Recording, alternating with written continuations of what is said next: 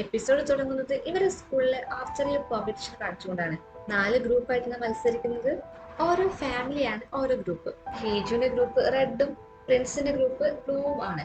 പ്രിൻസിന്റെ ഗ്രൂപ്പിലുള്ള ബോയ്സ് ഹീജുവിനെ കുറിച്ച് മോശമായി സംസാരിക്കുമ്പോൾ അങ്ങനെ സംസാരിക്കരുത് എന്നൊക്കെ പ്രിൻസ് പറയുന്നുണ്ട്. അങ്ങനെ മത്സരം സ്റ്റാർട്ട് ചെയ്യുകയാണ്. റെഡ് ഗ്രൂപ്പും ബ്ലൂ ഗ്രൂപ്പും ഇഞ്ചോടിഞ്ച് പോരാട്ടത്തിലാണ്.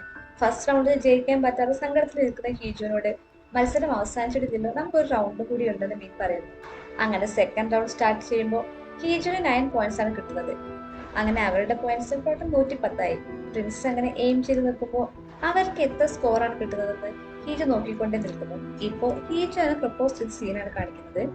അവൾ പ്രപ്പോസ് ചെയ്തതിനു ശേഷം അവൾ ടീ ഒക്കെ കുടിക്കാൻ പറയുമ്പോൾ നീ സർപ്രൈസ് ആയിട്ട് തോന്നുന്നില്ലല്ലോ എന്ന് അവൾ പറയുന്നത് കേട്ട് കഴിഞ്ഞ 2 ദിവസമായിട്ട് എനിക്ക് ഡസൺ കണക്കിന് പ്രപ്പോസൽ വരുന്നുണ്ട് എന്ന് പറഞ്ഞ് അവന് വന്ന ഗിഫ്റ്റ് ഒക്കെ കാണിച്ചു കൊടുക്കുന്നു. അവളുടെ കണ്ടീഷൻസ് എന്തൊക്കെയാണെന്ന് അവൻ ചോദിക്കുമ്പോൾ എനിക്ക് ഒരുപാട് പൈസ ഉണ്ടെന്ന് അവൾ പറഞ്ഞത് കേട്ട് അവൻ ഉറപ്പിച്ചിരിക്കുന്നു.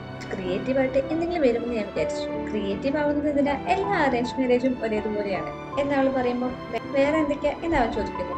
ഞാൻ നല്ല ഇന്റലിജന്റ് ആണ്, എനിക്കൊരു ബ്രദർ ഉണ്ട്, പക്ഷെ അവൻ അത്ര കാര്യമാക്കണ്ട. പിന്നെ എനിക്ക് നല്ല തൊലിക്കട്ടിയാണ്, ഞാനൊരു അവിഹിതത്തിലുണ്ടായ കുട്ടിയാണ്, അതുകൊണ്ട് ഡെയിലി എനിക്ക് എത്രത്തോളം ക്രിറ്റിസിസം വരുന്നുണ്ട് നിനക്ക് ആലോചിക്കാൻ പറ്റില്ല. എന്റെ വീട്ടിൽ നിന്നും നിനക്ക് ഒരു പ്രോബ്ലം വരില്ല, എന്നെ നിന്റെ ഷീൽഡായി യൂസ് ചെയ്തോളൂ എന്ന് പറഞ്ഞ് അവളൊരു ഹാർട്ടിന്റെ ആരോ അവന് നേരെ അയക്കുമ്പോൾ അവനത് തട്ടിക്കളയുന്നു. കോൺട്രാക്ട് കഴിഞ്ഞാൽ നമ്മൾ ഡിവേഴ്സ്ഡ് ആകും, അതിന്റെ ബ്ലെയിമും ഞാൻ എടുത്തോളാം എന്ന് അവൾ പറയുമ്പോൾ വേറെ എന്തെങ്കിലും എന്ന് അവൻ ചോദിക്കുന്നത് കേട്ട് എനിക്ക് സൗന്ദര്യമുണ്ട് എന്ന് അവൾ പറയുന്നത് കേട്ട് അവൻ ചിരിച്ചുകൊണ്ട് വേറെ എന്തൊക്കെയുള്ളത് എന്ന് വീണ്ടും ചോദിക്കുന്നു. ഇവർ സംസാരിക്കുന്നതൊക്കെ പുറത്തു നിന്ന് ഒരു സെർവന്റ് കേൾക്കുന്നുണ്ടായിരുന്നു. കറക്റ്റ് ടൈമിലാണ് ഹ്യോൻ അങ്ങോട്ട് വന്നത്. നീ എന്താ ഇവിടെ എന്ന് ചോദിക്കുമ്പോൾ പ്രിൻസിന് ഹെർബൽ ടീ കൊടുക്കാൻ സമയമായി, അത് ഞാൻ കൊടുത്തോളാം എന്ന് പറഞ്ഞ് അത് വാങ്ങി ഹ്യോൻ അകത്തേക്ക് കയറുന്നു. അത് അവിടെ വെച്ചിട്ട് പോകാൻ വേണ്ടി പ്രിൻസ് അവനോട് പറയും. ഇപ്പൊ ഒരു പെൺകുട്ടി ഹ്യൂനെ കാണാനായിട്ട് വന്നിട്ടുണ്ട്. ഈ ഗേളിന്റെ പേര് ജോഗ്യോങ് എന്നാണ്. അടുത്ത ദിവസം ദോ ഓഫീസിലേക്ക് വരുമ്പോ തന്നെ ഹീജു എത്തിയോ എന്ന് ചോദിച്ചാണ്. അങ്ങനെ അവളുടെ ക്യാബിനിലേക്ക് കയറുമ്പോൾ ചിരിച്ചു കൊണ്ട് നിൽക്കുന്ന അവളെ കണ്ടു. നീ എന്താ ഇപ്പൊ ചിരിക്കുന്നത് എന്ന് ചോദിക്കുമ്പോൾ ഞാൻ ചിരിക്കുന്നത് നിനക്ക് ഇപ്പൊ ഇഷ്ടമല്ലേ? അല്ല, ഈ സമയം ചിരിക്കാൻ പറ്റിയ സമയമല്ലല്ലോ, നിന്നോട് പോയിസൺ കുടിക്കാൻ പ്രിൻസ് പറഞ്ഞോ എന്നൊക്കെ ചോദിക്കുമ്പോൾ ഇത് ജോസൻ അറിയൊന്നുമല്ലല്ലോ എന്ന് ഹീജു പറയുന്നു. ഇന്നലെ എന്തൊക്കെയാ നടന്നത് എന്ന് ദോ ചോദിക്കുമ്പോൾ എന്നെ റിജക്ട് ചെയ്തു. ചിരിച്ചുകൊണ്ട് അവൾ പറയുന്നത് കേൾക്കുമ്പോൾ റിജക്ഷൻ കിട്ടി അവൾക്ക് വട്ടായതാണോ എന്ന് ദോക്ക് തോന്നുന്നു. ദോക്ക് മാത്രമല്ല എനിക്ക് തോന്നുന്നു. എന്തുകൊണ്ടാണ് അവളെ റിജക്ട് ചെയ്യുന്നതെന്ന് അവളുടെ പ്രിൻസിനോട് ചോദിച്ചു. വെൽത്തിനേക്കാളും പൈസയേക്കാളും ബ്യൂട്ടിയേക്കാളും ഒക്കെ ഞാൻ വാല്യൂ കൊടുക്കുന്നത് സ്നേഹത്തിനാണ് എന്നാണ് പ്രിൻസ് പറഞ്ഞിരുന്നത്. അവനൊരു റൊമാൻറ്റിക് ഗൈയാണെന്ന് തോന്നുന്നു എന്ന് ദോ പറയുമ്പോൾ റൊമാൻറ്റിക് എന്നെ കൊണ്ടൊന്നും പറയിപ്പിക്കേണ്ട.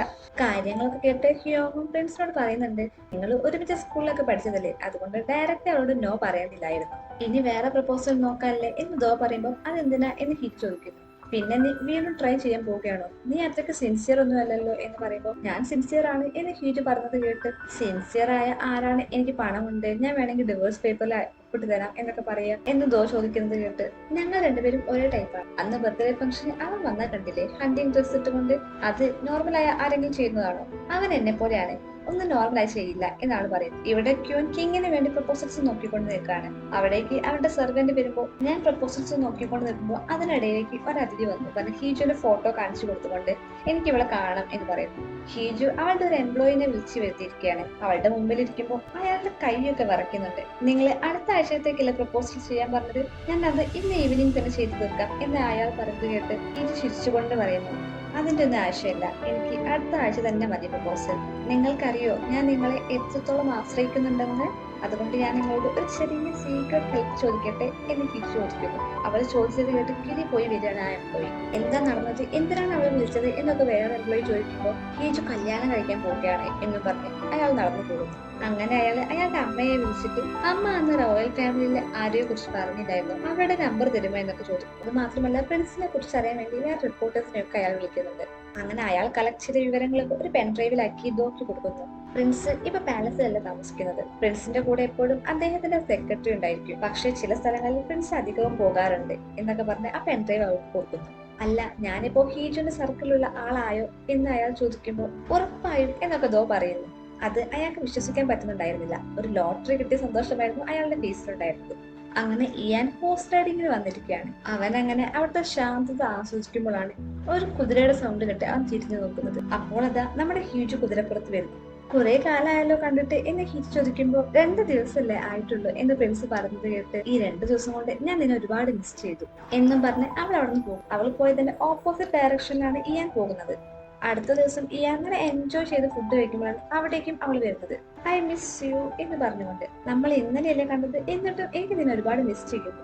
അവൻ അങ്ങനെ അവിടുന്ന് എഴുന്നേറ്റ് പോകാൻ നിൽക്കുമ്പോൾ നീ കാറ്റ്സിനെ കാണാൻ പോവുകയാണോ എന്ന് പറഞ്ഞ് അവന്റെ പൂച്ചകളുടെ പേര് പറയുന്നു. നിനക്ക് എത്ര ധൈര്യം ഉണ്ടായിട്ട് നീ എന്റെ ബാക്ക്ഗ്രൗണ്ട് ചെക്ക് ചെയ്തത് എന്ന് അവൻ ചോദിക്കുമ്പോൾ നീയല്ലേ പറഞ്ഞത് നീ സ്നേഹത്തിന് വേണ്ടിയാണ് കല്യാണം കഴിക്കുന്നതെന്ന്, അതുകൊണ്ടാണ് നിന്നെ അറിയാൻ വേണ്ടി ഞാൻ നിന്റെ ബാക്ക്ഗ്രൗണ്ട് ചെക്ക് ചെയ്തത് എന്നാണ് പറയുന്നത്. അങ്ങനെ അവൻ കാറിൽ പോകുമ്പോഴും തിയേറ്ററിൽ പോയാലും എല്ലായിടത്തും അവളുണ്ട് ഐ മിസ് യു എന്ന് പറഞ്ഞുകൊണ്ട്. രാവിലെ അവൻ ജോഗിങ്ങിന് ഇറങ്ങുമ്പോഴും അവൾ അവൻ്റെ അടുത്തേക്ക് വരുന്നു. ഞാൻ നിന്നെ ഒരുപാട് മിസ് ചെയ്തു, നമുക്ക് ഒരുമിച്ച് ഓടിയാലോ എന്ന് ചോദിക്കുമ്പോൾ അവൻ ഫാസ്റ്റിൽ ഓടി പോകുന്നു. അവൾ കുറെ ഓടി നോക്കുന്നുണ്ടെങ്കിലും അവന്റെ അടുത്ത് എത്താൻ അവൾക്കാവുന്നില്ല. ഹീജു അവളുടെ ഓഫീസിലേക്ക് വരികയാണ്. അപ്പോഴാണ് അവളുടെ സിസ്റ്ററിലോ അവളെ വിളിക്കുന്നത്. ഇന്നത്തെ ദിവസം നീ മറന്നിട്ടില്ലല്ലോ, ഇന്നാണ് ഞാനും അച്ഛനും കൂടി നിനക്ക് വേണ്ടി ബ്ലൈൻഡ് ഡേറ്റ് അറേഞ്ച് ചെയ്തത്. നീ എന്തായാലും അവരെ കാണാൻ പോകണം, അല്ലെങ്കിൽ എന്റെയും അച്ഛന്റെയും അഭിമാനം പോകും. നീ പോയില്ലെങ്കിൽ നിന്നെ കാസ്റ്റൽ ഗ്രൂപ്പിൽ നിന്ന് പുറത്താക്കും എന്നാണ് അച്ഛൻ പറഞ്ഞത് എന്നും പറഞ്ഞ് ഡീറ്റെയിൽസ് ഒക്കെ അവൾക്ക് അയച്ചു കൊടുക്കുന്നു. അവര് ഒരു ആർട്ട് മ്യൂസിയത്തിലാണ് കണ്ടുമുട്ടുന്നത്. അവിടെയുള്ള കാത്തിന്റെ പെയിന്റിങ്സ് എല്ലാം ഫ്രണ്ട്സ് ചെയ്യാൻ കളക്ട് ചെയ്തതായിരിക്കും. അത് കണ്ട് അവൾ മനസ്സിൽ പറയുന്നു ഇവൻ ഇത്രയ്ക്ക് കാറ്റ് ലവർ ആണ് എന്ന്. എന്നിട്ട് അവളുടെ ഡേറ്റിനോട് ചോദിക്കുന്നു എപ്പോഴാണ് നമ്മുടെ കല്യാണം വേണ്ടി, സെപ്റ്റംബറിൽ വേണോ ഒക്ടോബറിൽ വേണം? എന്തായാലും ഇതൊരു അറേഞ്ച് മാരേജ് അല്ലേ, അപ്പൊ പെട്ടെന്ന് കാര്യം തീർക്കുന്നതല്ലേ നല്ലത്. അല്ല നിനക്ക് സിബ്ലിങ്സ് ആരെങ്കിലും ഉണ്ടോ എന്ന് ചോദിക്കുമ്പോൾ അതൊരു മകനാണ്, അപ്പൊ സ്വത്തിന് വേണ്ടി അടി ഉണ്ടാക്കാൻ വേറെ ആരുമില്ല. എനിക്കൊരു ചേട്ടനുണ്ട്, എന്റെ അച്ഛന്റെ സ്വത്ത് ഫുള്ളും അവന് കൈക്കലാക്കാനാണ് പ്ലാൻ. അതിനു വേണ്ടിയാണ് എന്നെ കല്യാണം കഴിച്ചയക്കുന്നത്. പക്ഷെ ഞാൻ അത് സമ്മതിക്കില്ല, എനിക്ക് ടോപ്പിലെത്തണം. അതിന് നീ എന്നെ ഹെൽപ്പ് ചെയ്യണം. നിനക്ക് എത്ര പൈസ വേണമെങ്കിലും ഞാൻ അതിന്റെ ഇരട്ടി തരാം, പക്ഷെ നീ ഫുള്ളായിട്ട് എന്നെ ഡിവോട്ട് ചെയ്യണം എന്നാൾ പറഞ്ഞു നിൽക്കുമ്പോഴാണ് ഹ്യോങ് അങ്ങോട്ട് വരുന്നത്. നീ എക്സിബിഷൻ കാണാൻ വന്നതാണോ എന്ന് ഹ്യോങ് ചോദിക്കുമ്പോൾ റോയൽ കളക്ഷനൊക്കെ എങ്ങനെയുണ്ടെന്ന് നോക്കാൻ വേണ്ടി വന്നതാണ്. നിനക്ക് ഇൻട്രസ്റ്റ് ഉണ്ടെങ്കിൽ സെക്കൻഡ് ഫ്ലോർ കൂടി നോക്കണം, അവിടെയാണ് എക്സ്പെൻസീവ് ആയിട്ടുള്ളതൊക്കെ ഉള്ളത് എന്ന് പറയുമ്പോൾ ഹ്യോങ്ങിനെ ഒരു സ്റ്റാഫ് വന്ന് വിളിക്കുന്നു. അങ്ങനെ ഹ്യോങ് പോയതിനു ശേഷമാണ് അയ്യോ ഞാൻ നിങ്ങളെ പരിചയപ്പെടുത്തില്ലല്ലോ എന്ന് അവൾ ഡേറ്റിനോട് പറയുന്നത്. അവൾ ഫുൾ ടൈം അവനെ താഴ്ത്തി സംസാരിച്ചത് കൊണ്ട് അവൻ ഈ കല്യാണം നടക്കില്ല എന്ന് പറയുന്നു. ഹ്യോങ് അങ്ങനെ പ്രിൻസിനോട് പറയുകയാണ് ഞാൻ അന്ന് ഹീജുവിനെ കണ്ടിരുന്നു, നീ അവളെ ഒഴിവാക്കിയപ്പോ തന്നെ അവള് വേറെ ചെക്കനെ കണ്ടുപിടിച്ചു. അവള് നല്ല കൂളാണെന്ന് പറയുന്നു. ഞാൻ വിചാരിച്ചിരുന്നത് അവളും ക്യൂവിന്റെ ആളാണ് എന്നായിരുന്നു. ഇത് കേട്ട് ഇയാൻ പറയുന്നു ക്യൂനും ഹീജുവും തമ്മിൽ ഒരുപാട് വ്യത്യാസമുണ്ട്. ക്യൂൻ ഒരു റോയൽ ഫാമിലിയിലെയാണ്, ഹീജു ആണെങ്കിൽ ഒരു കോമണർ ആണ്. അവര് തമ്മിൽ ഒരിക്കലും ചേരില്ല എന്ന്. ഞാൻ ഹീജുവിനെ കുറിച്ച് അന്വേഷിച്ചിരുന്നു, പ്രത്യേകിച്ച് ഇൻട്രസ്റ്റിംഗ് ആയിട്ടൊന്നുമില്ല. അവൾ വീട്ടിൽ നിന്ന് ഓഫീസിലേക്ക് മാത്രമാണ് പോവാറ്. അവളുടെ അസിസ്റ്റന്റിന്റെ കൂടെയാണ് അവൾ മൂവിക്ക് പോവാറ്. ഫുഡ് കഴിക്കാറും അവളുടെ കൂടെയാണ്. ചിലപ്പോ ഇതൊക്കെ അവളുടെ ദേഷ്യം കൊണ്ടായിരിക്കും. സ്കൂളിൽ പഠിക്കുന്ന സമയത്ത് അവളുമായി അടി കൂടാത്ത ആരുമില്ല എന്നാണ് കേട്ടത്. എന്ത് ഇൻട്രസ്റ്റിംഗ് ആയിരിക്കില്ലേ ക്യൂനും ഹീജും ഫൈറ്റ് ചെയ്താല് എന്നൊക്കെ വളരെ ഇൻട്രസ്റ്റോട് കൂടി ഹ്യോങ് പറയുന്നു. ഇയാൻ അവൻ നോക്കുമ്പോൾ ഓക്കെ ഞാൻ നിർത്തി എന്ന് പറഞ്ഞ് അവൻ പോകുന്നു. ഇനി 3 വർഷം മുമ്പ് നടന്ന കാര്യമാണ് കാണിക്കുന്നത്. പഴയ കിങ്, അതായത് ഇയാന്റെ ബ്രദർ രാജാവായിരുന്ന കാലത്ത് എനിക്കിനി രാജാവായി ജീവിക്കാൻ വയ്യ, അതിലും ഭേദം മരിക്കുന്നതാണ് എന്ന് പറഞ്ഞ് ഞാൻ ഈ സ്ഥാനത്ത് നിന്ന് ഒഴിയുന്നു എന്നൊക്കെ ഒരു പേപ്പറിൽ എഴുതി അത് സീൽ വെക്കുന്നു. ഇത് കണ്ടുകൊണ്ട് ദേഷ്യത്തിന് വന്ന ക്യൂൻ ആ പേപ്പർ എടുത്ത് കത്തിച്ചുകൊണ്ട് ഇതിലും ഭേദം മരിക്കുന്നതാണ് എന്ന് പറഞ്ഞ് അവിടെ നിന്ന് പോകുന്നു. അങ്ങനെ പാലസിൽ തീ പിടിച്ചപ്പോൾ രാജാവിനെ അവരുടെ ഉള്ളിൽ നിന്ന് കൊണ്ടുവരുന്നത് കണ്ട് ക്യൂൻ ഷോക്കായി നിൽക്കുന്നു. അങ്ങനെ രാജാവ് മരിച്ചപ്പോൾ ഇയാൻ അവിടേക്ക് വന്ന് സങ്കടത്തോടെ അവനെ നോക്കുന്നു. എന്നിട്ട് ക്രൗൺ പ്രിൻസ് എവിടെ, ഭാവി രാജാവ് എവിടെ എന്ന് ചോദിക്കുന്നു. ഇത് സ്വപ്നം കണ്ടുകൊണ്ട് ഞെട്ടി എഴുന്നേൽക്കാണ് ഇയാൻ. ഇപ്പോഴും ഈ കാര്യങ്ങളൊക്കെ അവനെ വേട്ടയാടുന്നുണ്ട്. ഹ്യോങ് അങ്ങോട്ട് വന്നിട്ട് ഇന്നും നന്നായിട്ട് ഉറങ്ങിയില്ലേ എന്നൊക്കെ ചോദിക്കും. ഇവിടെ ക്യൂൻ കിങ്ങിനെ റെഡിയാക്കിക്കൊണ്ടിരിക്കുകയാണ്. ഇന്ന് നീ ചെയ്യേണ്ടത് എന്താണെന്ന് നിനക്കറിയില്ലേ, ബിസിനസ് മാനിന് കോർണർ ഓഫ് ഫ്ലവർ അവാർഡ് നീ കൊടുക്കണം. നിന്റെ അങ്കിൾ 4 ദിവസം കഴിഞ്ഞേ വരൂ. ഇയാളില്ലാതെ നിനക്കെല്ലാം ചെയ്യാൻ പറ്റും എന്ന് നീ കാണിച്ചു കൊടുക്കണം. ഇത് നിനക്ക് പറ്റിയ ഓപ്പർച്യൂണിറ്റിയാണ് എന്നൊക്കെ ആ കുട്ടിക്ക് പറഞ്ഞു കൊടുക്കുകയാണ്. ഇവരങ്ങനെ ബ്രേക്ക്ഫാസ്റ്റ് കഴിക്കാനിരിക്കുമ്പോൾ ഇയാനാണെങ്കിൽ ആ കുട്ടിയെ കുറിച്ച് ഓർത്ത് ടെൻഷൻ എടുക്കുകയാണ്. അവന് കുഴപ്പമൊന്നും ഉണ്ടാകില്ല എന്ന് ഹ്യോങ് പറയുമ്പോൾ അവനെ എനിക്കറിയില്ലേ, അവൻ ചെറിയ കുട്ടിയാണ് എന്ന് ഞാൻ പറഞ്ഞത് കേട്ട് എന്നാ പോയി അവനെ ഹെൽപ്പ് ചെയ്യാം എന്ന് ഹ്യോങ് പറയുമ്പോൾ ഞാൻ എന്തിനാ അവനെ ഹെൽപ്പ് ചെയ്യുന്നത് എന്നാണ് ഇയാൻ ചോദിക്കുന്നത്. നീയല്ല പറഞ്ഞത് അവൻ ചെറിയ കുട്ടിയാണെന്ന്. ഇയാൻ നന്നായിട്ട് വയർക്കുന്നുണ്ട്, നിനക്കെന്ത് സുഖമില്ലേ എന്നൊക്കെ ഹ്യോങ് ചോദിക്കുന്നു. ഹീജുവിന് ഒരു ഇവന്റ് അറ്റൻഡ് ചെയ്യാനുണ്ട്, അതിനെ കുറിച്ചൊക്കെ ഫോൺ വിളിച്ച് പറയുകയാണ്. അവിടെ ഫുൾ മീഡിയാസ് ഉണ്ടാകും, അതുകൊണ്ട് പ്രശ്നങ്ങളൊന്നും ഉണ്ടാക്കരുത്. എല്ലാവരുടെ ശ്രദ്ധ നിന്നിലായിരിക്കും. റെഡ് ഡ്രസ് ഇടരുത്, സ്ട്രോങ് പെർഫ്യൂം അടിക്കരുത്, ഫ്ലാഷി ജ്വൽസ് ഇടരുത്, അങ്ങനെയൊക്കെ അവരോട് പറയുന്നു. അങ്ങനെ അവര് പ്രോഗ്രാമിനൊക്കെ ആയിട്ട് എത്തുന്നു. ഇവിടെ ആ കുട്ടിയാണെങ്കിൽ കുറച്ച് പേടിച്ചിട്ടൊക്കെയാണ് ഇരിക്കുന്നത്. നമുക്ക് സ്ക്രിപ്റ്റ് ഒന്നും കൂടി വായിച്ചാലോ എന്നൊക്കെ ആ കുട്ടി പറയുമ്പോൾ സ്ക്രിപ്റ്റ് വായിച്ചാൽ നീ ഒന്നുകൂടി ടെൻസ്ഡ് ആവുകയുള്ളൂ, നീ പേടിക്കേണ്ട ആവശ്യമില്ല, എല്ലാ കാര്യങ്ങളും ഞങ്ങൾ നോക്കിക്കോളാം എന്നൊക്കെ പറഞ്ഞ് ഒരു കുട്ടിയല്ലേ അവനെ ഈസി ആയിട്ട് ഹാൻഡിൽ ചെയ്യാലോ എന്ന് മനസ്സിലാക്കി ആ സെക്യൂരിറ്റീസ് ഒക്കെ റെസ്പെക്ട് ഇല്ലാതെ കിങ്ങിന്റെ കൂടെയൊക്കെ ഇരിക്കുന്നു. അപ്പോഴാണ് അവിടേക്ക് ഇയാൻ വരുന്നത്. ഈ സെക്യൂരിറ്റീസ് ഒക്കെ ക്യൂവിന്റെ ആളായത് കൊണ്ട് ഇയാന്റെ വഴിയുടെ മുമ്പിൽ അവർ നിൽക്കുമ്പോൾ നിങ്ങൾക്ക് എന്ത് ധൈര്യമുണ്ടായിട്ടാ എന്റെ മുന്നിൽ നിൽക്കാൻ എന്ന് അവൻ ചോദിക്കുമ്പോൾ അവരവിടുന്ന് മാറുന്നു. ഇങ്ങനെയാണോ നിങ്ങൾക്ക് ഇങ്ങനെ ട്രീറ്റ് ചെയ്യുക എന്നൊക്കെ അവൻ ചോദിക്കുമ്പോൾ അവർ സോറി പറയുന്നു. അവൻ ബ്രേക്ക്ഫാസ്റ്റ് കഴിക്കുന്ന സമയത്ത് ആ കിങ്ങിന്റെ കോള് അവന് വന്നിരുന്നു. എനിക്ക് പേടിയാവുന്നു അങ്കിൾ എന്ന് പറഞ്ഞുകൊണ്ട്. അങ്ങനെയാണ് ഇയാൻ ഇപ്പൊ ഇവിടെ എത്തിയത്. ഇയാനെ കണ്ട് ആ കുട്ടിക്ക് വളരെ സന്തോഷമാകുന്നുണ്ട്. ഇപ്പൊ ഞാൻ എത്തിയില്ലേ, ഇനി പേടിക്കണ്ട എന്നൊക്കെ ഇയാൻ അവനോട് പറയുന്നു. ഇപ്പൊ കിങ് ഇവന്റ് നടക്കുന്ന സ്ഥലത്തേക്ക് വരുമ്പോൾ മീഡിയയുടെ ഫ്ലാഷ് ഒക്കെ അടിക്കുമ്പോൾ അവൻ കുറച്ച് പേടിച്ച് നിൽക്കുന്നു. ഇത് മനസ്സിലാക്കി ഇയാൻ മുന്നോട്ട് വന്ന് അവന്റെ കൈ പിടിക്കുമ്പോൾ അവന് കുറച്ച് കോൺഫിഡൻസ് വരുന്നു. അങ്ങനെ കിങ് എല്ലാവർക്കും അവാർഡ് കൊടുക്കുന്നു. ബെസ്റ്റ് എന്റർപ്രീനർ അവാർഡ് കിട്ടിയത് കാസ്റ്റിൽ ഗ്രൂപ്പിന്റെ CEO ആയിട്ടുള്ള സോങ് ഹീജുനാണ്. അവൾ അങ്ങനെ അവാർഡ് വാങ്ങാൻ വരുമ്പോൾ കിങ്ങിനോട് ചിരിച്ചുകൊണ്ട് ഈ ഹോണർ ഓഫ് ദി ഫ്ലവർ എന്റെ തലയിൽ വെച്ച് തരുമോ എന്നൊക്കെ ചോദിക്കുന്നു. ഇയാൻ അവൾക്ക് പ്രൈസ് കൊടുക്കുമ്പോൾ ഐ മിസ് യു എന്ന് അവൾ അവിടെ വെച്ച് പറയുന്നു. ഗിഫ്റ്റ് ഒന്നും ഇല്ലേ എന്ന് അവൾ ചോദിക്കുമ്പോൾ ഗിഫ്റ്റ് നിനക്ക് ഓൾറെഡി കിട്ടിയില്ലേ എന്ന് ചോദിക്കുന്നത് കേട്ട് അത് കിങ് തന്ന ഗിഫ്റ്റ് അല്ലേ, എനിക്ക് നിന്റെ അടുത്ത് നിന്നാണ് ഗിഫ്റ്റ് വേണ്ടത് എന്ന് ഫ്ലേർട്ട് ചെയ്തുകൊണ്ട് അവൾ പറയുന്നു. ഇപ്പൊ അവൾ ഫോട്ടോ ഒക്കെ എടുത്ത് പോസ്റ്റ് ചെയ്യുമ്പോൾ ഹാഷ്ടാഗ് കൊടുക്കുന്നതിന് കൂടെ ഒരു ഹാഷ്ടാഗ് ഗ്രാൻഡ് പ്രിൻസ് ഇയാൻ എന്ന പേരിലും കൊടുക്കുന്നു. പ്രൈം മിനിസ്റ്ററുടെ ഓഫീസിലേക്ക് അവരുടെ സ്റ്റാഫ് വന്ന് അവാർഡ് ഫംഗ്ഷൻ ഒക്കെ നന്നായിട്ട് നടന്നു എന്ന് പറയുമ്പോൾ നമ്മുടെ കിങ് ഇപ്പൊ വളർന്നു പോയല്ലേ എന്ന് അവൻ പറയുമ്പോൾ ഇയാൻ കൂടെ വന്നിരുന്നു എന്ന് സെക്രട്ടറി പറയുന്നു. ഇയാൻ ലീവിലല്ലേ എന്ന് PM ചോദിക്കുമ്പോൾ ലാസ്റ്റ് മിനിറ്റ് കിങ് റിക്വസ്റ്റ് ചെയ്ത പ്രകാരമാണ് ഇയാൻ വന്നത് എന്നും പറഞ്ഞ് ഇവന്റിന്റെ ഫോട്ടോസ് ഒക്കെ അവന് കാണിച്ചു കൊടുക്കുമ്പോൾ ഹീജുവിന് അവാർഡ് കിട്ടിയ ഫോട്ടോ നോക്കി അവൻ ചിരിച്ചുകൊണ്ട് എന്റെ ജോലി കഴിഞ്ഞു, ഞാൻ പോവുകയാണെന്ന് പറയുന്നു. കിങ്ങിനെ കാറിൽ പറഞ്ഞു കഴിക്കുമ്പോൾ ആ കുട്ടി ഇയാനോട് ചോദിക്കുന്നു, നീ എന്റെ കൂടെ വരുന്നില്ലേ എന്ന്. എന്റെ ലീവ് കഴിഞ്ഞിട്ടില്ല എന്ന് ഇയാൻ പറയുമ്പോൾ നെടുവീർപ്പിട്ടുകൊണ്ട് അവൻ കാറിൽ കയറുന്നു. കാറിൽ കയറിയിട്ടും സങ്കടത്തോടെ അവൻ ഇയാനെ നോക്കിക്കൊണ്ടാണ് പോകുന്നത്. മിൻ അവളെ കൺഗ്രാജുലേറ്റ് ചെയ്യാനായിട്ട് വന്നിരിക്കുകയാണ്. അങ്ങനെ അവരെ ഫുഡ് കഴിക്കാൻ വന്നിരിക്കുമ്പോൾ എന്ത് വേണമെങ്കിലും വാങ്ങിക്കോ, ഇന്ന് എന്റെ ട്രീറ്റ് ആണ് എന്ന് ഹീജു പറയുമ്പോൾ നിനക്ക് അവാർഡ് കിട്ടിയതിന്റെ വക ഞാൻ ട്രീറ്റ് ചെയ്യാം എന്ന് മിൻ പറയുന്നു. അവൾ തലയിൽ നിന്നും അത് ഊരാഞ്ഞിട്ട് അവിടെ ഉള്ളവരൊക്കെ അവളെ തന്നെ നോക്കുന്നു. ഇത് കണ്ട് മിൻ അവളോട് അതൊന്ന് ഊരി വെക്കുമോ എന്ന് പറയുമ്പോൾ നീ ജലസാണോ എന്നാണ് ഹീജു ചോദിക്കുന്നത്. സത്യം പറഞ്ഞാൽ അത് കാണാൻ രസമില്ല എന്ന് മിൻ പറയുമ്പോൾ അവൾ അത് ഊരി വെക്കുന്നു. അവൾ അങ്ങനെ ഹാപ്പിയായി നിൽക്കുന്നത് കണ്ട് അവൻ ചിരിച്ചുകൊണ്ട് പറയുന്നു, നിന്നെ ഇപ്പൊ കാണുമ്പോൾ എനിക്ക് പഴയ കാര്യമാണ് ഓർമ്മ വരുന്നത്. പണ്ട് സ്കൂളിൽ പഠിക്കുമ്പോഴും നിനക്ക് എപ്പോഴും ഹോണർ ഓഫ് ഫ്ലവർ അവാർഡ് കിട്ടുമായിരുന്നല്ലോ, നിന്റെ മാർക്കിന്, നിന്റെ ആർട്ട് വർക്കിന്, നിന്റെ ആർച്ചറിക്ക് എന്ന് പറഞ്ഞുകൊണ്ട് അവരുടെ പാസ്റ്റ് കാണിക്കുന്നു. മിന്നിനെ ആർച്ചറി പഠിപ്പിച്ചത് ഹീജു ആയിരുന്നു. മിൻ ഹീജുവിനെ നോക്കുന്നതിൽ നിന്ന് നമുക്ക് മനസ്സിലാക്കാം മിന്നിന് ഹീജുവിന് ഇഷ്ടമാണെന്ന്. ഹിയോങ് ഫാർമസിയിൽ പോയിട്ട് മരുന്നൊക്കെ വാങ്ങി വരികയാണ്. ഇയാന് പനിക്കുന്നുണ്ട്, നമുക്ക് റോയൽ ഹോസ്പിറ്റലിൽ പോയിട്ട് ചെക്കപ്പ് ചെയ്യാം എന്ന് ഹിയോങ് പറയുമ്പോൾ അത് വേണ്ട, അപ്പോൾ എനിക്ക് വയ്യാത്ത കാര്യമൊക്കെ ക്യൂന് അറിയും, റൂമേഴ്സ് വരാൻ ഞാൻ ഇനി ആഗ്രഹിക്കുന്നില്ല എന്ന് പ്രിൻസ് പറയുന്നു. ഹീജു അവളുടെ ഹോട്ടലിലേക്ക് കയറി വരുമ്പോഴാണ് ഹിയോങ്ങിനെ അവിടെ വെച്ച് കാണുന്നത്.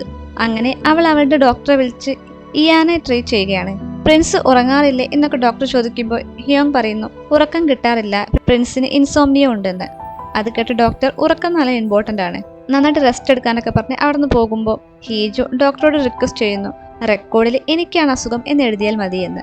അത് കേട്ട് ഡോക്ടർ ഓക്കെ പറഞ്ഞുകൊണ്ട് അവിടുന്ന് പോകുന്നു. ഫംഗ്ഷന് വേണ്ടി കിങ് ഇയാനെ വിളിച്ചു വെച്ചതിൽ ക്യൂൻ ഇപ്പോൾ ചീത്ത പറയുകയാണ്. അവരുടെ മെയ്ഡ് ക്യൂനോട് പറയുന്നുണ്ട് കിങ് ഇപ്പോഴും കുട്ടിയല്ലേ എന്നൊക്കെ. ഇയാൻ എവിടെയാന്ന് കണ്ടുപിടിച്ചോ എന്ന് ക്യൂൻ ചോദിക്കുമ്പോൾ കണ്ടുപിടിച്ചു എന്ന് മെയ്ഡ് പറയുന്നു. ഹീജു അവൾക്കും ഹ്യോങ്ങിനും വേണ്ടി സാൻഡ്വിച്ച് വാങ്ങിക്കൊണ്ട് വന്നിരിക്കുകയാണ്. അങ്ങനെ അവർ സാൻഡ്വിച്ച് കഴിക്കുമ്പോൾ അവള് ഹെൽപ്പ് ചെയ്തതിന് ഹ്യോങ് അവളോട് താങ്ക്സ് പറയുന്നു. നിങ്ങൾക്ക് പാലസിലേക്ക് പോകുന്നതല്ല നല്ലത്, അവിടെയാകുമ്പോൾ ഡോക്ടേഴ്സ് ഉണ്ടാകില്ലേ, ഇവിടെ ഹോട്ടൽ റൂമിൽ നിൽക്കുന്നതിൽ നല്ലത് അതല്ലേ എന്ന് അവൾ ചോദിക്കുന്നത് കേട്ട് പാലസിൽ പോയാൽ എല്ലാവരുടെയും ശ്രദ്ധ പ്രിൻസിലായിരിക്കും, ഡോക്ടേഴ്സ് ഫുള്ള് ടെൻസ്ഡ് ആയിരിക്കും, റോയൽ കിച്ചണിലാണെങ്കിൽ പലതരത്തിലുള്ള സൂപ്പൊക്കെ ഉണ്ടാക്കുകയായിരിക്കും, മീഡിയാസ് ഒക്കെ വന്ന് ഫോട്ടോ എടുത്ത് റൂമേഴ്സ് ഒക്കെ സ്പ്രെഡ് ചെയ്യും എന്നൊക്കെ ഹ്യോങ് പറയുമ്പോഴാണ് പെട്ടെന്ന് അവൻ അവന്റെ ഫോൺ നോക്കി ക്യൂൻ ഇങ്ങോട്ട് വരുന്നുണ്ട്, അതുകൊണ്ട് അവളോട് പെട്ടെന്ന് തന്നെ അവിടുന്ന് പോകാൻ പറയുന്നു. ഹീജുവിനെ ഒളിപ്പിച്ചതിന് ശേഷം ഹ്യോങ് ഡോർ തുറക്കുന്നു. ക്യൂനിനെ ഒരുപാട് തടയാൻ നോക്കിയിട്ടുണ്ടെങ്കിലും ക്യൂൻ അങ്ങനെ അകത്ത് കയറുന്നു. ക്യൂൻ നേരെ ഇയാന്റെ റൂമിലേക്ക് കയറി ചെല്ലുമ്പോൾ ഇയാൻ അവിടെ അവന്റെ ആപ്സ് ഒക്കെ കാണിച്ചുകൊണ്ട് നിൽക്കുന്നു. ഞാൻ ഫുൾ ഡ്രസ്സ് ഇട്ടിട്ടില്ല, അതുകൊണ്ട് ഇവരോട് പുറത്ത് നിൽക്കാൻ ഇയാൻ പറയുമ്പോൾ ക്യൂൻ അങ്ങനെ പുറത്തേക്ക് വരുന്നു. പുറത്തെത്തിയ ക്യൂൻ കാണുന്നത് 2 സാൻഡ്വിച്ചും ഹീജുവിന്റെ ബാഗുമാണ്. അത് കണ്ട് ക്യൂൻ വീണ്ടും ഇയാന്റെ റൂമിലേക്ക് കയറുമ്പോൾ ഹീജുവിനെ ക്യൂൻ കാണുന്നു. ഫ്രീ ആകുമ്പോൾ എൻ്റെ അടുത്ത് സംസാരിക്കാൻ വരണം എന്ന് പറഞ്ഞുകൊണ്ട് ക്യൂൻ അവിടെ നിന്ന് പോകുന്നു. ഇനി എന്ത് ചെയ്യും എന്ന് ഹീജു ഇയാനോട് ചോദിക്കുന്നു. ഹീജു അങ്ങനെ രാവിലെ ഉറങ്ങുമ്പോൾ ദോ അവളുടെ ഫോണിലേക്ക് വിളിക്കുന്നു. നീ എവിടെയാണെന്ന് ചോദിക്കുമ്പോൾ ഹോട്ടലിലാണെന്ന് ഹീജു പറയുമ്പോൾ അവിടെ തന്നെ നിന്നാൽ മതി, വേറെ എവിടേക്കും പോകരുത്, ഞാൻ അങ്ങോട്ട് വരാമെന്ന് പറയുന്നു. ഇവൾക്ക് ഇതെന്ത് പറ്റി എന്നും പറഞ്ഞ് ഹീജു വീണ്ടും കിടന്നുറങ്ങുന്നു. ഹീജുവിനെയും ഇയാനെയും ഹോട്ടൽ റൂമിൽ ഒരുമിച്ച് കണ്ടു. ഗ്രാൻഡ് പ്രിൻസ് ഇയാന്റെ സീക്രട്ട് ലവർ എന്നൊക്കെ പറഞ്ഞുകൊണ്ട് അവരെ കുറിച്ച് ഫുൾ ന്യൂസ് ഇറങ്ങിയിരിക്കുകയാണ്. ന്യൂസ് കണ്ട് എല്ലാവരും ഷോക്കാണ്. ഹീജുവിന്റെ ഓഫീസിലുള്ളവർക്ക് കോൾ വന്നുകൊണ്ടേ നിൽക്കുന്നു. ന്യൂസ് കണ്ട ഹീജുവിന്റെ സിസ്റ്ററിലോ ചിരിച്ചുകൊണ്ട് പറയുന്നു, ഇതുകൊണ്ടായിരിക്കോ അവള് എല്ലാ പ്രപ്പോസലും റിജക്ട് ചെയ്തത് എന്നൊക്കെ. ദോ ഇവിടെ ടെൻഷൻ അടിച്ചിരിക്കുമ്പോഴും ഹീജു കൂളായിട്ട് ഈ ന്യൂസൊക്കെ ആരും വിശ്വസിക്കോ എന്ന് പറയുമ്പോൾ, നീ ഇത് കണ്ടില്ലേ, ഇയാൻ ചെക്ക് ഇൻ ചെയ്തതും നീ ചെക്ക് ഇൻ ചെയ്തതും, നീ സാൻഡ്വിച്ച് വാങ്ങാൻ പോയതും നീ സാൻഡ്വിച്ച് വാങ്ങി വന്നതും എല്ലാം ഇതിലുണ്ട്. ആ സാൻഡ്വിച്ച് ഓണർക്ക് ജാക്ക് പോട്ട് അടിച്ചല്ലോ, PR ചെയ്ത് കൊടുത്തതിന് അയാൾ നമുക്ക് ക്യാഷ് തരണം എന്ന് ഹീജു പറയുന്നു. അവർ രണ്ടുപേരുടെ ഫോണിലേക്കും റിപ്പോർട്ടേഴ്സ് വിളിച്ചുകൊണ്ട് നിൽക്കുന്നുണ്ട്. നീ എന്തിനാ നിന്റെ ഡോക്ടറെ വിളിച്ചത്, നീ പ്രഗ്നന്റ് ആണ് എന്ന ന്യൂസ് വരെ വന്നിട്ടുണ്ട് എന്ന് ദോ പറയുമ്പോൾ, എന്ത് കല്യാണം കഴിക്കുന്നതിന് മുമ്പ് പ്രഗ്നന്റോ, അങ്ങനെയും ന്യൂസ് വന്നോ എന്നൊക്കെ ചിരിച്ചുകൊണ്ട് ഹീജു പറയുമ്പോൾ ദോ അവളെ ചീത്ത പറയുന്നു. ഈ ന്യൂസ് ക്യൂനെ നോക്കിക്കൊണ്ടിരിക്കുകയാണ്. അപ്പോൾ അവരുടെ സെർവന്റ് പറയുന്നു, ഇതെല്ലാവരും അറിഞ്ഞിട്ടുണ്ട്, കൊട്ടാരത്തിന് ഇത് ചീത്തപ്പേരല്ലേ എന്നൊക്കെ ചോദിക്കുമ്പോൾ, ആവണമല്ലോ, ഇതിന്റെ ബ്ലെയിമൊക്കെ ആ പെൺകുട്ടിയുടെ മേലിലായിരിക്കും എന്ന് പറയുന്നു. നിനക്ക് ഓർമ്മല്ലേ, കഴിഞ്ഞ പ്രാവശ്യം നീ ഒരു ഐഡലിനെ ഡേറ്റ് ചെയ്തപ്പോൾ എന്തൊക്കെയാ നടന്നതെന്ന്?